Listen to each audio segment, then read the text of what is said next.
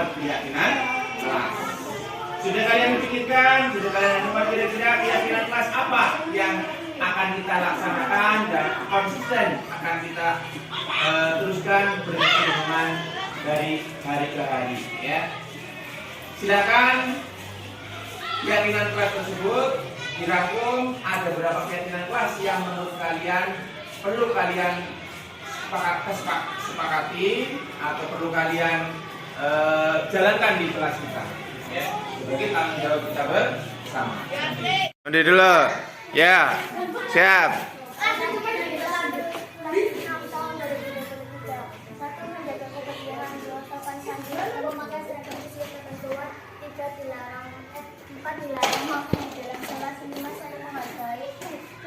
Bertanggung jawab, 7 tolong menolong, 8 peduli, 9 10 jujur. Ya.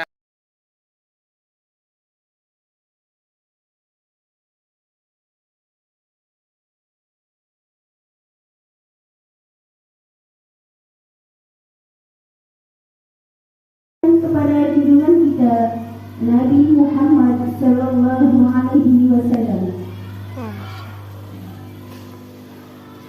Kepada yang terhormat Bapak Kepala Sekolah SD Negeri Turun Bogor 1, yang hormati, saya selaku pembawa acara akan membacakan acara destinasi modul 1.4 program pendidikan guru gerak angkatan 7 dengan tema budaya positif di SD Negeri Turun Bogor 1. Acara yang pertama, doa pembukaan. Yang kedua, sambutan. Yang ketiga, acara inti. Yang keempat, lain-lain. Dan yang kelima, penutup. Yang ketiga, dimulai. Hiduplah Indonesia Raya 2, 3. Indonesia tanah air, tanah tumpah darah, di sana aku berdiri dari pandu ibu. Indonesia kebangsaanku, bangsa dan tanah airku. Marilah kita berseru, Indonesia bersatu. Hiduplah tanahku, hiduplah negeriku, bangsaku, rakyatku semuanya. Bangunlah jiwanya, bangunlah badannya untuk Indonesia Raya. Indonesia Raya, merdeka, merdeka, tanahku, negeriku yang ku cinta. Indonesia Raya, merdeka, merdeka, hiduplah Indonesia Raya. Warahmatullahi wabarakatuh.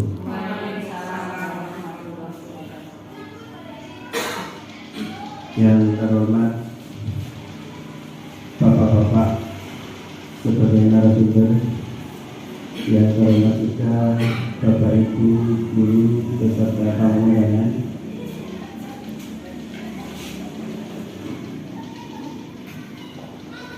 Sebelumnya marilah kita panjatkan puji syukur kita kehadirat Tuhan Yang Maha Esa, yang mana pada kesempatan hari ini kita bisa berkumpul, bertemu, bersua dalam suatu ruangan ini dalam kegiatan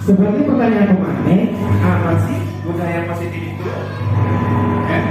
Apa sih budaya positif itu dan apa penerapannya budaya positif yang telah dan akan kita terapkan di sekolah kita?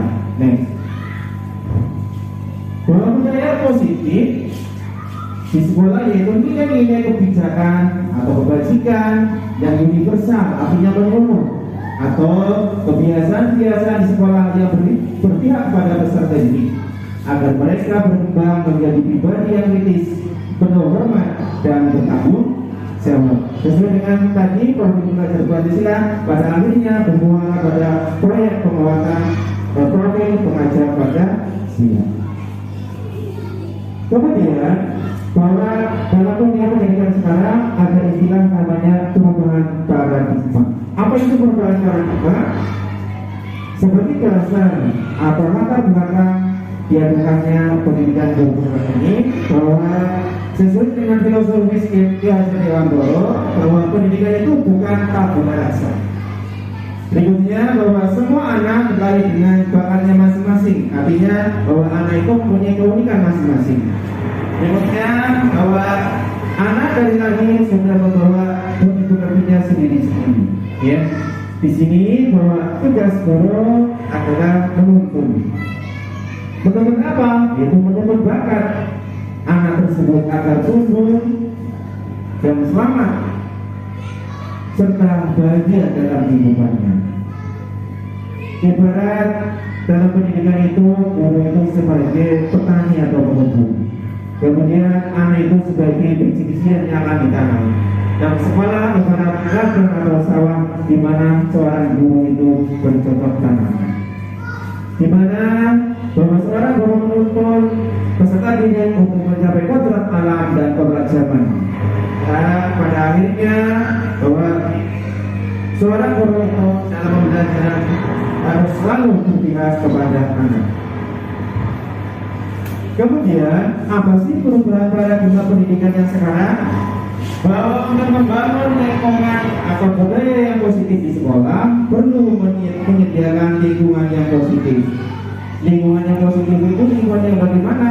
Itu lingkungan yang aman, nyaman, dan bertindak, mencipta dengan merdeka, mandiri, dan bertanggung jawab. Inilah paradigma yang baru atau perubahan paradigma yang ada. Kemudian yang sudah dipaparkan oleh Pak Ibu tadi bahwa lazimnya bahwa di sini dikaitkan dengan kontrol. Dalam hal kontrol ini guru menghadapi atau memegang kontrol terhadap murid. Tapi ternyata bahwa kontrol itu hanya sebuah ilusi. Coba Bapak Ibu sekarang kepalkan ini panjenengan, kepalkan panjenengan. Sekarang apakah kepala tangan panjenengan itu kapan akan dibuka dan kapan akan ditutup? Kapan akan dibuka dan kapan akan ditutup? Pertanyaan saya adalah, siapakah yang bisa menentukan kapan kepala tangan panjenengan akan dibuka dan kapan akan ditutup? Sedangkan kepala tersebut yang panjenengan pegang adalah sesuatu yang berharga, sesuatu yang sangat berharga. Apakah dilepas begitu saja? Tidak. Otomatis panjenengan itu memegang penuh kapan kepala tangan itu akan dibuka atau kepala tangan itu akan tetap ditutup. Oleh karena itu bahwa seseorang mengontrol orang lain itu hanya sebuah ilusi. Sebuah ilusi siapa? Ilusi itu hanya sebuah angan-angan, ya. Hanya bayangan, hanya angan-angan. Kemudian pula bahwa kita sebagai seorang guru itu hanya ilusi bahwa guru itu mengontrol murid.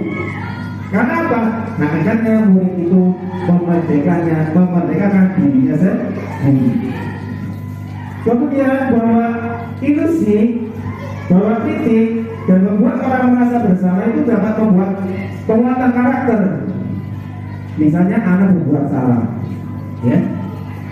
kemudian dia apakah akan merasa lebih kuat? Tidak, ya, bahkan cenderung akan berbekas lama, bahkan sampai dia dewasa. Kemudian bahwa ini semua penguatan positif itu bermanfaat, ya. Contoh, tidak semua penguatan positif itu bermanfaat kepada anak tersebut, tapi kembali kepada pribadinya masing-masing. Karena kembali tadi bahwa anak itu pembuatan berkembang unik sesuai dengan kodratnya masing-masing. Nah, oleh karena itu timbul pertanyaan, bisakah kita mengontrol seseorang? Jawabannya bisa atau tidak, Bu? Pak? Bisakah kita mengontrol seseorang?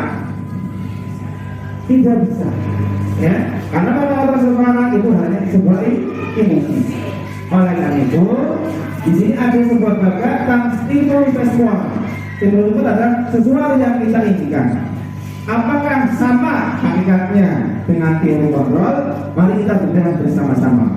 Contoh, kita mencoba mengubah orang lain berbadan sama dengan kita. Itu adalah stimulus respon. Pengennya awalnya dulu dia pada mereka buang dia. Menyamakan orang lain dengan dirinya sendiri. Kan seperti itu. Tapi dalam teori kontrol, bahwa kita berusaha memahami orang lain tentang dunia, bahwa dunia itu sangatlah beragam, sangatlah luas, mempunyai karena keunikannya masing-masing. Kemudian bahwa kita berbohong dilihat sebagai suatu kesalahan. Itu menurut kita, bahwa itu menurut kita ada salah. Tapi menurut teori kontrol, bahwa semua perilaku itu memiliki tujuan. Misalnya, anak berbuat nakal. Ya apa tidak, Bu? Berbuat nakal. Anak itu juga mempunyai tujuan. Contoh, mengapa dia nakal? Karena dia untuk memenuhi kebutuhannya itu apa? Kebutuhan kesenangan, kebutuhan menguasai dan sebagainya. Kemudian orang lain bisa mengontrol saya. Ya, misalnya seorang pemimpin bisa mengontrol anak buahnya. Seorang suami bisa mengontrol istri dan anaknya. Apakah bisa seperti itu? Hakikatnya tidak. Ya, hakikatnya tidak. Karena bahwa Anda itu tidak bisa mengontrol orang lain. Nah, seperti itu, ya. Berikutnya, pemaksaan ada pada saat bukan gagal. Yuk, saya lakukan yuk. Gagal, kemudian paksa, main gini, ya, kan seperti itu. Gagal, tapi dengan adanya teori kontrol kita adanya kolaborasi, kesepakatan, menciptakan pilihan-pilihan baru sehingga apa yang kita inginkan menjadi sebuah kenyataan, kan seperti itu. Kemudian kemudian bahwa budaya positif ini yang saya rangkum dan saya pahami itu ada 6. Yang pertama adalah disiplin positif, teori motivasi, keyakinan kelas, kebutuhan dasar manusia, kemudian 5 posisi kontrol, dan ke-6 restitusi atau segitiga restitusi. Lanjut, Bu. Nah, pada yang pertama yaitu tentang disiplin positif. Apa sih yang dimaksud dengan disiplin positif? Tadi apa itu tadi, Bu? Disiplin itu ada peraturan, tata tertib, tanggung jawab dan lain sebagainya. Tetapi secara harfiah atau secara sederhana, kata disiplin sering dikaitkan dengan tata tertib, teratur, dan kepatuhan pada peraturan.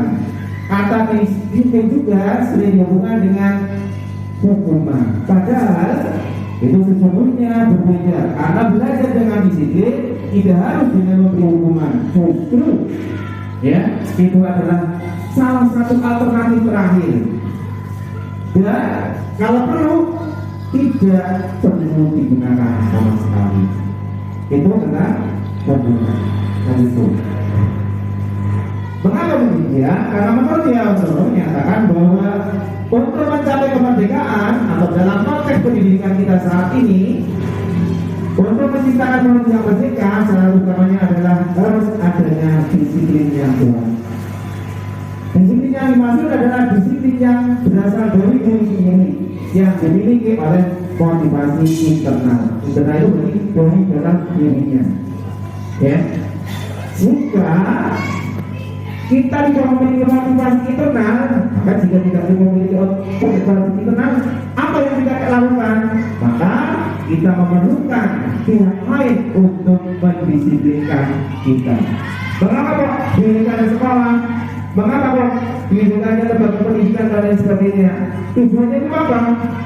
Satu, yaitu untuk mendisiplinkan kita.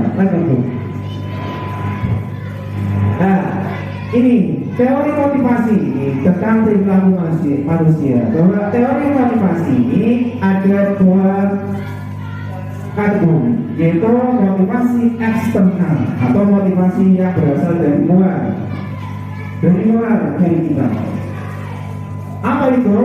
Yaitu untuk menghindari ketidaknyamanan atau hukuman. Berikutnya untuk mendapat imbalan atau imbalan dari mana? Dari orang lain atau institusi. Maka dari motivasi internal ini atau eksternal ini timbullah beberapa pertanyaan. Di antara yang pertama adalah apa yang melakukannya? Kan seperti itu ya. Kemudian berikutnya apa yang saya dapatkan apabila saya melakukannya? Itu adalah faktor dari eksternal atau dari luar diri kita. Sedangkan berikutnya adalah motivasi internal atau motivasi yang berasal dari diri kita. Ini adalah tujuan dari disiplin positif. Apa itu tujuan disiplin positif?